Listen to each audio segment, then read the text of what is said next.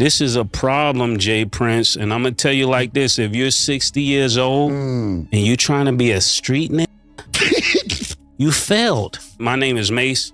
I stand by this message. We not your little niggas. Like, the way you talking, I don't get what you mean. For real, all that big homie stuff, that's for little niggas. Little niggas have big homies. We're not little niggas. So we don't even respect big homies. I know Killer doesn't. And for me, I never respected niggas in the streets. That's why I always got the problems I got.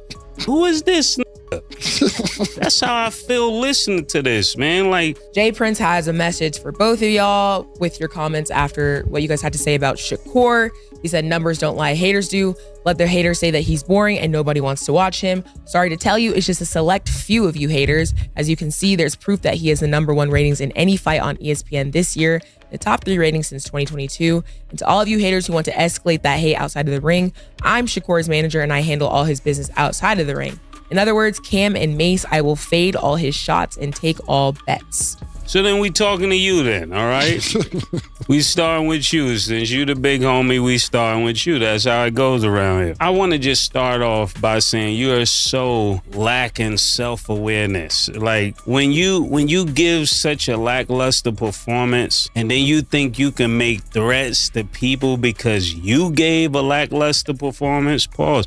You don't have the right to tell me what I should like or to tell Cam what he should like. That's not your place. I love Mase saying, like, who is he? What's happening? Mase smoked it. What's happening right now? They both worded it, and it still seemed respectful. Mm-hmm. Yes, they didn't get out of pocket. Yeah. They didn't get out of pocket. They seemed They like were just telling the truth. Everyone in the hip-hop world was shocked.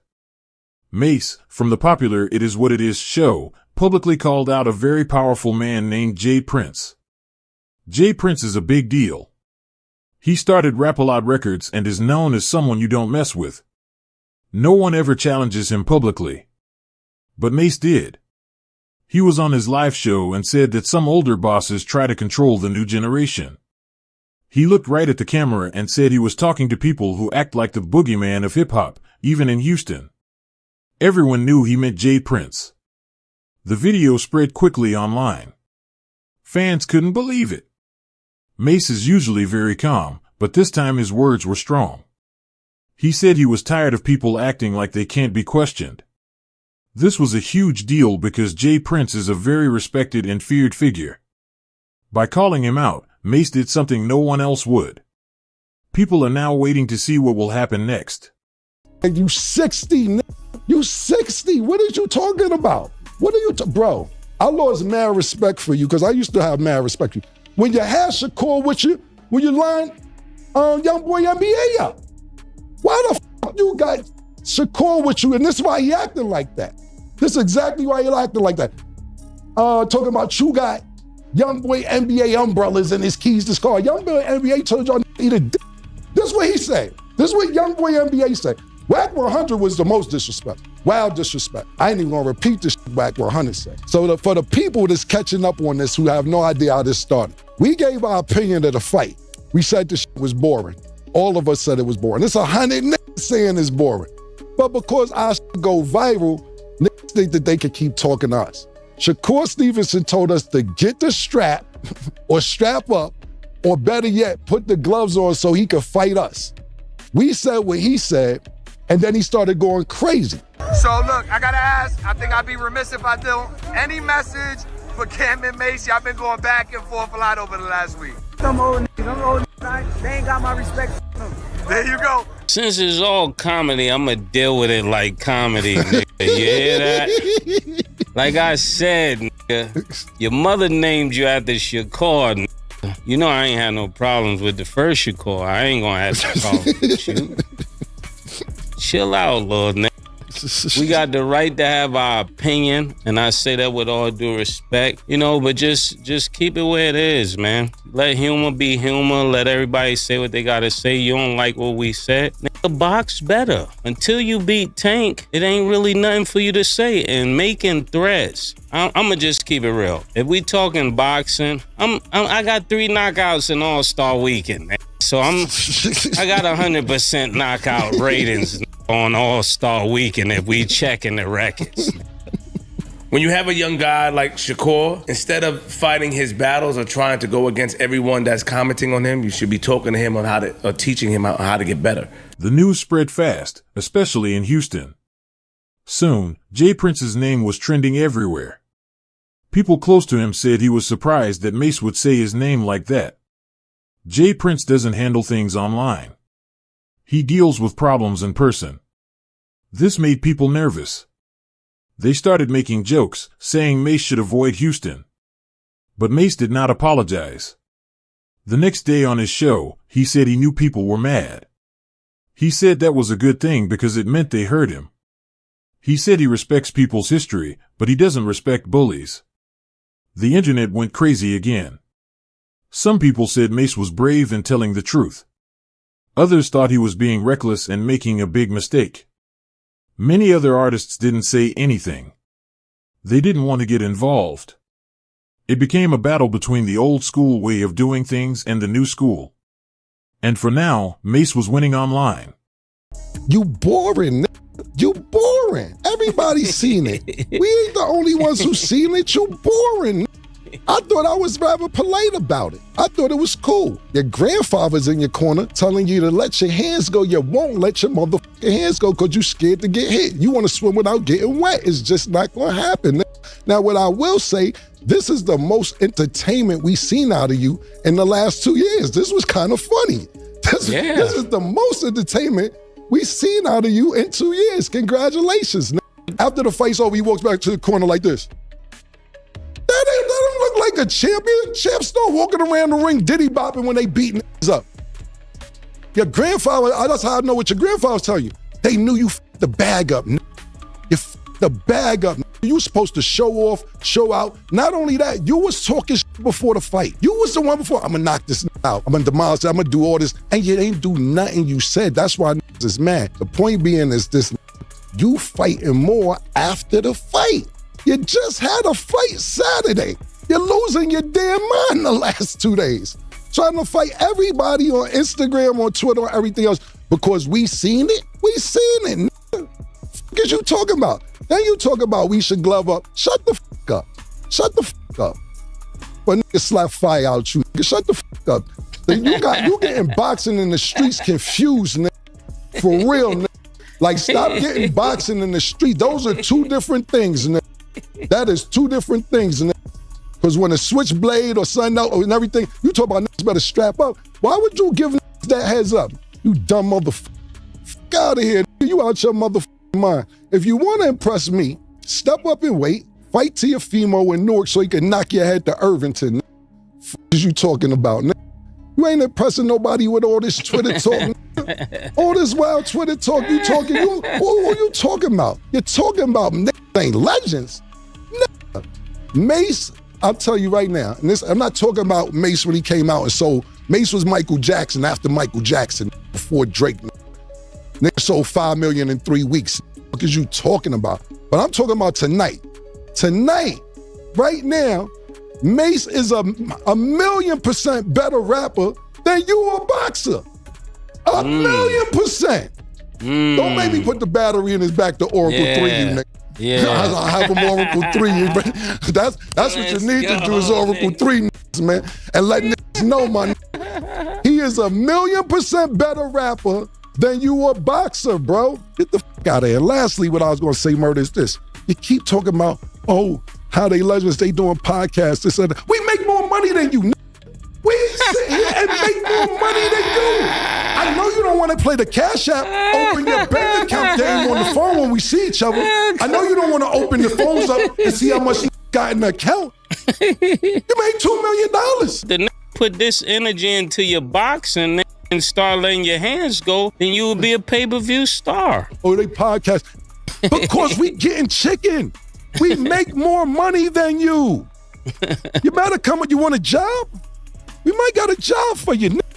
Get the f out of here. Yeah, Murder. The situation got even crazier because Mase made fun of J. Prince without ever saying his name. That's a classic move from his Harlem style. Mase had been watching how J. Prince often gets involved in big rap dramas.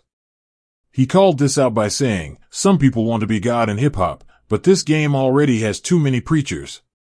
This comment really got people talking. Behind the scenes, some people in the music business quietly agreed with Mase. They felt like J. Prince had been immune to criticism for too long and that the new generation isn't as afraid of the old legends. A few days later, J. Prince finally responded. He posted a message on Instagram that said, "Respect is earned, not demanded." Everyone knew it was for Mase. But Mase just laughed about it on his next show. He made a joke out of J. Prince's serious post, which made J. Prince look weak. Mase used humor instead of threats, and people loved it. His show broke its viewing records because everyone wanted to see what he would do next. For the first time in a long time, J. Prince did not get the last word. Boxing is also entertainment. Let me school you, nigga.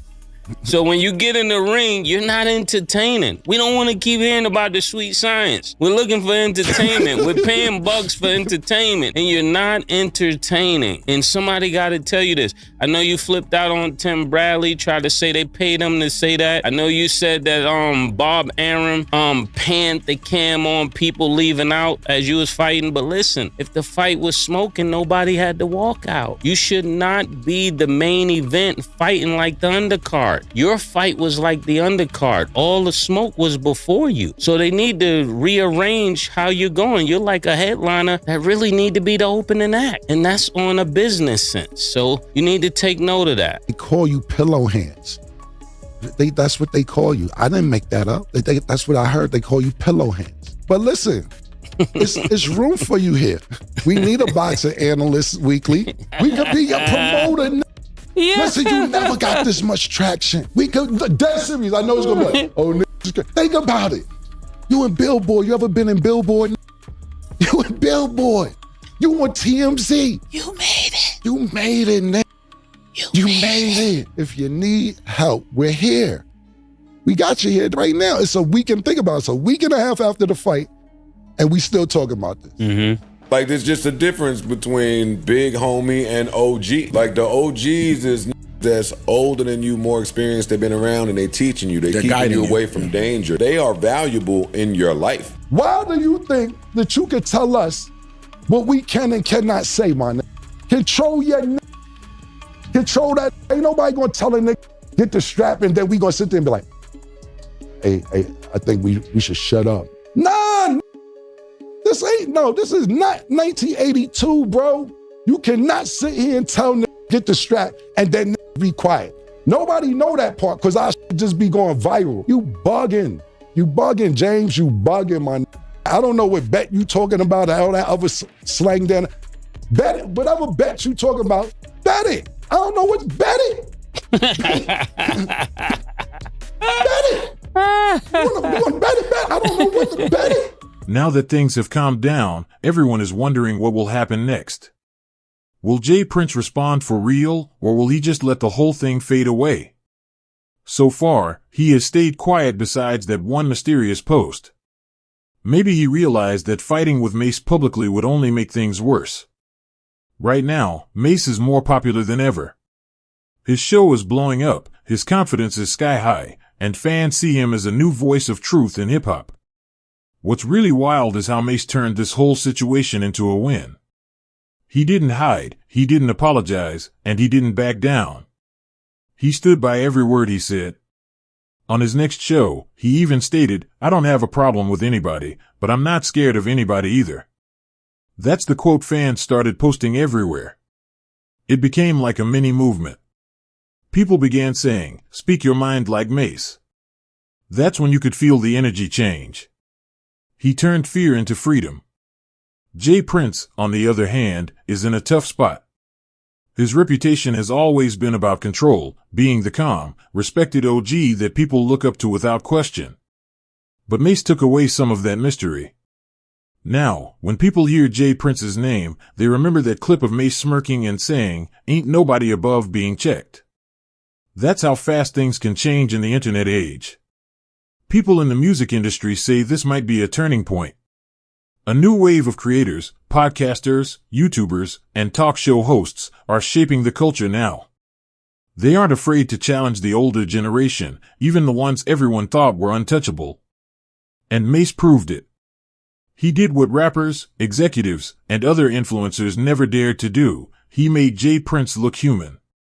Not like a villain or a powerful boss, just like another person who can be called out like anyone else. By the end of the week, people were joking online, calling Mase the preacher who publicly challenged J. Prince. And honestly, that's what it felt like, a cleansing moment for hip-hop. It showed that respect should come from honesty, not from fear. Whether you agree with Mase or not, you can't deny that he changed the conversation. In the end, J. Prince might still have his empire, but Mase reminded everyone that words have power, especially when they come from someone who isn't afraid of what might happen. This wasn't just a roast or a call-out.